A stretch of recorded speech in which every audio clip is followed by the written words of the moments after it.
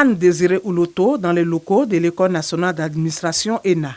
La ministre d'État, ministre de la fonction publique et de la modernisation de l'administration, y est pour le lancement de la phase d'admissibilité des concours d'entrée à l'ENA en 2025. Sont concernés pour cette première journée les candidats du cycle supérieur des concours directs et professionnels. Ils composent pour la note de synthèse dans le cadre des épreuves écrites. Elles durent 5 heures. Je trouve cette épreuve abordable. J'espère avoir une bonne note, ça se passe bien. Ici dans la salle, ce qui m'a vraiment marqué, c'est qu'il y a adossé à la feuille de composition un coupon qui est nommé. C'est-à-dire que les feuilles de composition viennent déjà avec nos différents noms. Et ces coupons-là sont retournés à ceux qui surveillent, ce qui dénote d'une grande sécurité pour ce concours. Cette deuxième étape intervient après la phase de présélection des candidats qui s'est faite en juillet 2024. Les innovations, c'est que cette année, pour les concours directs, en ce qui concerne les cycles moyens, il n'y a plus les épreuves d'histoire et de géographie qui ont été fusionnées pour donner l'épreuve de la connaissance du monde contemporain. Mais nous avons également le fait que pour le premier tour, il y a eu les corrections assistées par ordinateur. Mais pour le second tour, ce seront des corrections suitables. Parce que là, ce sont des épreuves de composition littéraire, scientifique. Une administration publique performante passe par un recrutement de qualité.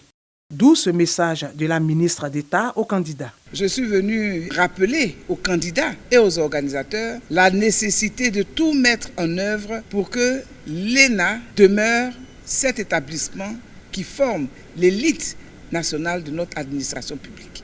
Je voudrais tout simplement rappeler qu'on ne peut pas payer pour entrer à la fonction publique.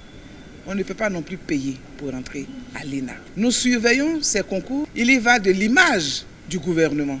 Et nous devons agir conformément aux instructions et à la vision du président de la République, qui veut une administration publique performante, mais d'une administration publique qui soit ouverte à tous les citoyens ivoiriens, et plus particulièrement aux plus méritants. Au thème des compositions, les candidats admissibles passeront à la phase orale qui marque la dernière étape du concours. Étape à l'issue de laquelle la liste définitive des admis sera proclamée.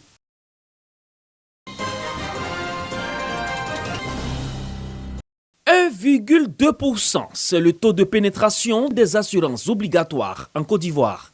Ce taux demeure faible face aux pays comme le Maroc avec 3,9% ou l'Afrique du Sud avec 11,3% selon Atlas Magazine. Pour pallier cette insuffisance, des mesures urgentes s'imposent. D'où cet atelier de formation et de sensibilisation sur les assurances obligatoires en Côte d'Ivoire. Qu'il s'agisse du secteur de l'automobile, de l'immobilier ou encore des assurances tout risque. Aussi, les récentes nouvelles du pays, marquées par des effondrements d'immeubles lors des pluies diluviennes, mettent en évidence la précarité de l'immobilier en Côte d'Ivoire. La problématique de l'efficience du système de transfert des risques se pose donc avec acuité.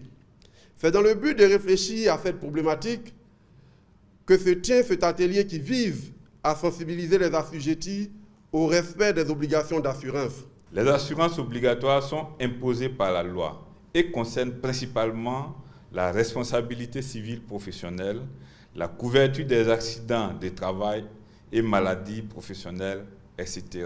La réglementation et la supervision sont essentielles pour rendre les marchés d'assurance plus accessibles. Avec un chiffre d'affaires d'environ 598 milliards de francs CFA réalisé en 2023, le marché ivoirien des assurances occupe le premier rang dans la zone de la conférence interafricaine des marchés d'assurance.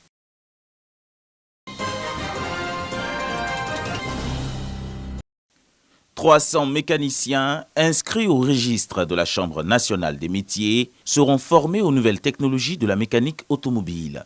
Initié par le ministère du Commerce et de l'Industrie, ce projet vient résoudre la problématique d'adaptation de ces artisans face à la révolution de leur métier. L'électricité automobile, la carrosserie, la climatisation sont entre autres les modules de formation. Il y a un peu longtemps quand même, je suis dans le domaine.